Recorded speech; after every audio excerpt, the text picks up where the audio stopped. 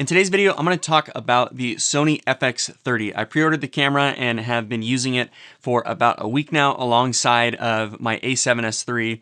And so I'm going to talk about my initial impressions. I'm going to break the video up into three categories. I'm going to talk about the body and the build quality of the Fx30, talk about the image, and then I'm going to briefly touch on the value that I think the camera brings.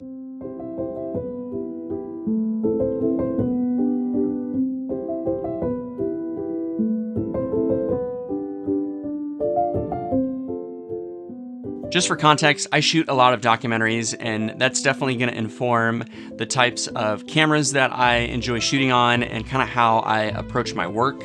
And the Fx30 definitely checks a lot of those boxes for me. It's a very easy camera to work with. It has the exact same body as the Fx3, obviously minus the screw holes being a different color, but there's no real differences in the body style between this guy and the Fx3. And I think that's probably mostly a good thing, but it comes with obviously a lot of the same trade-offs that you get with the Fx3.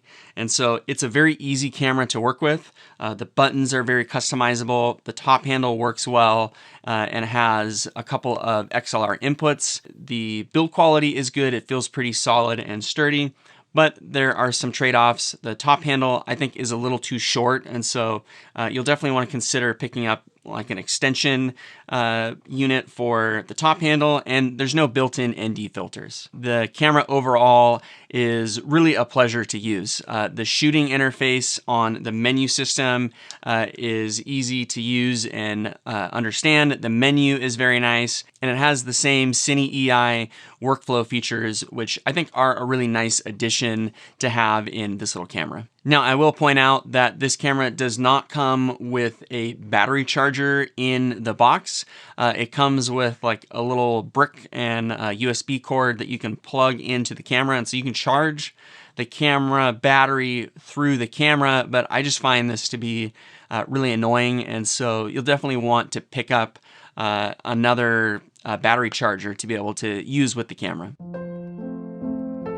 Let's talk about the image quality that we're getting out of the Sony Fx30. To just make things really simple, the image quality is really good. And I think when you factor in the fact that this camera costs less than $2,000, I think the image quality is really, really good.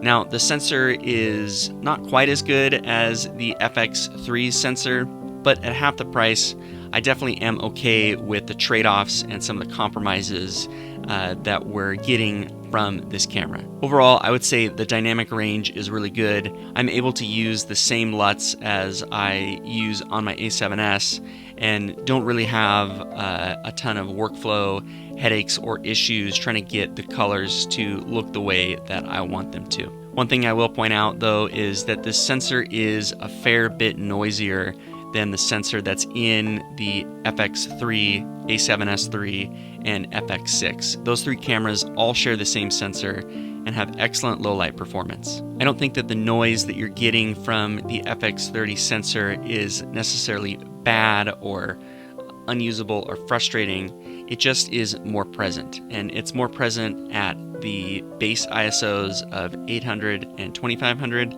and it's definitely a lot more present when you go above those base ISOs. At 24 frames per second, the noise is pretty fine and controlled and easy to work with if your exposure is fine, but when you go up to 60p, the noise definitely starts to stand out a little bit more, and at 120p, the noise is really present.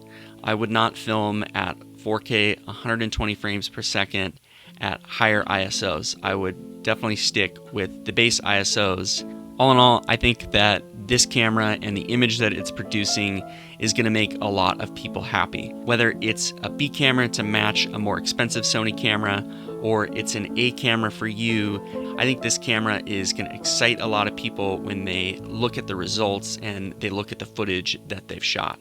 I also ran a quick ProRes RAW test to bypass the internal noise reduction and see what's going on underneath the hood at the different ISO values. So this is at 800, 1000, 1250, 1600. And this is at ISO 2000. So this is right before we're going to jump to the high base ISO of 2500. And we should see a difference here in noise performance. Okay, this is 2500. So we switched over to the high base ISO. I'll go back to 2000 and then up to 2500. The high base ISO value of 2500 is definitely an improvement over some of the ISO values just below it, but I don't think it's as drastic as an improvement as something like the A7S III or the FX3 going from ISO 10,000 to 12,800. Let's talk for a minute about the value that you get when you pick up one of these cameras. Now, it costs about $1,800 for the body only, or $2,200 for the version with the top handle. And I think what you're getting for the value is not only like a really good workable camera body that has a good autofocus system, it has a pretty decent IBIS system, and it has a really good image for the money that you're spending. So overall, I think just the value is really good, and it's aggressive, competitively priced camera system. But I think more than what you're getting for what you're spending is what you don't have to spend when you buy this camera. A lot of other cameras on the market that are in a similar price point with similar kind of features in terms of resolutions and frame rates as this camera require a lot of other accessories to be purchased with it. They require V-mount batteries and monitors because the battery life is poor and the monitors don't swivel or flip out, or they just don't have a good, reliable autofocus system altogether. And so for me, if I was purchasing my first camera today, this is definitely the one that I would be looking for.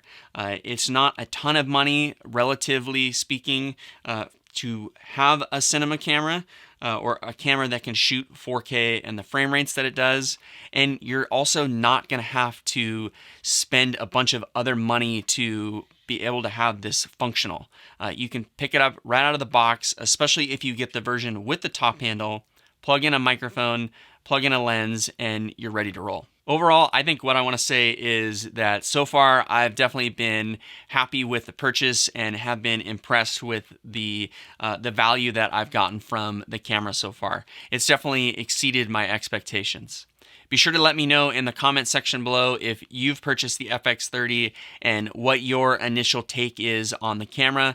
I would love to hear from you if it's met your expectations, exceeded them, disappointed you. Be sure to let me know in the comment section below. And as well, I would really like it if you hit the like button below, as well as consider subscribing.